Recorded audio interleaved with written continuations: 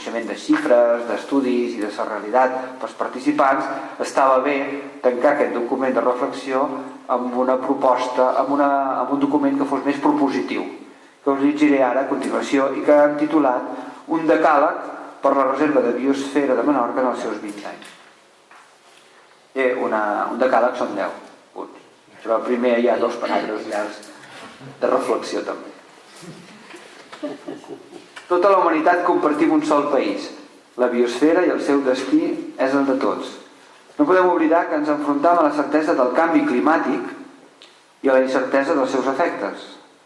El cost de l'energia, la disponibilitat d'aigua i la viabilitat dels ecosistemes bàsics no són problemes només de Menorca, sinó que ens agermanen amb la resta de les poblacions humanes del planeta. Una reserva de biosfera com la de Menorca ha de ser responsable localment, però amb el pensament posat en la dimensió global d'aquests problemes.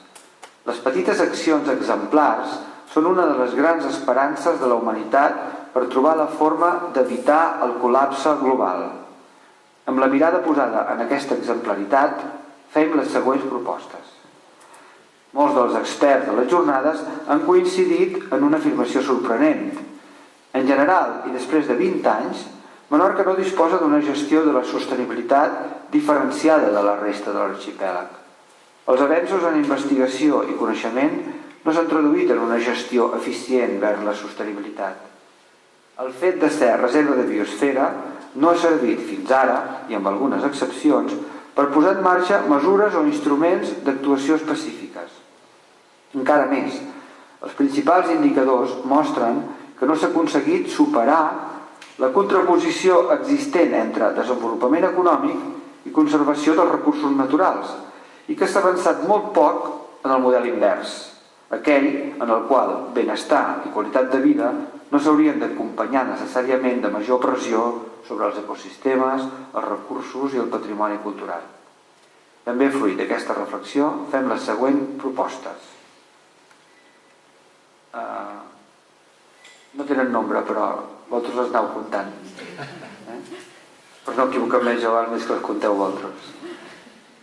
Dotació de la reserva de biosfera amb un equip tècnic propi que doni solidesa i continuïtat a la gestió per damunt de les oscil·lacions polítiques. Instauració de la participació social en el marc de la reserva com a mètode permanent de treball, de deliberació i de decisió. Activació del Consell Social de la Reserva de Biosfera. Creació d'un fòrum de tècnics de la Reserva de Biosfera, o estructura equivalent, que permeti establir mecanismes per comunicar i compartir inquietuds i coneixements entre els tècnics de les diverses administracions públiques que s'ocupen de l'ambient, del territori, dels recursos naturals i del patrimoni cultural. Reactivació del Consell Científic de la Reserva de Biosfera.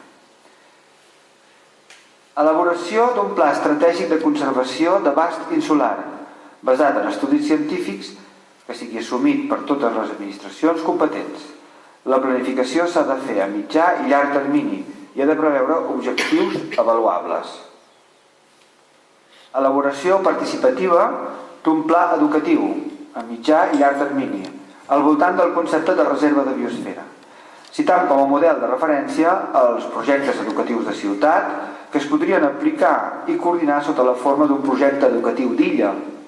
Això permetria unir els esforços de l'educació oficial amb el treball de molts organismes públics i entitats del tercer sector.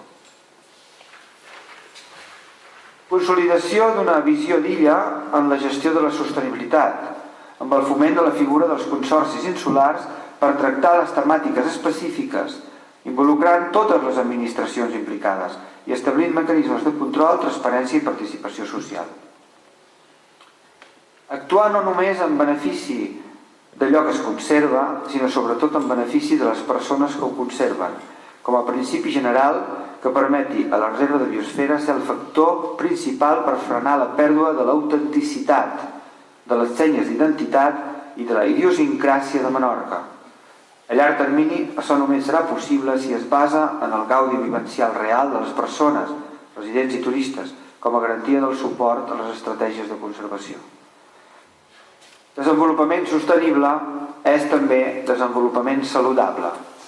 La salut pública ha de ser incorporada a la reserva de biosfera com un criteri transversal que pot ajudar a donar sentit a moltes de les actuacions, especialment les dedicades a les bones pràctiques agràries, a la mobilitat sostenible o al gaudi dels paratges naturals.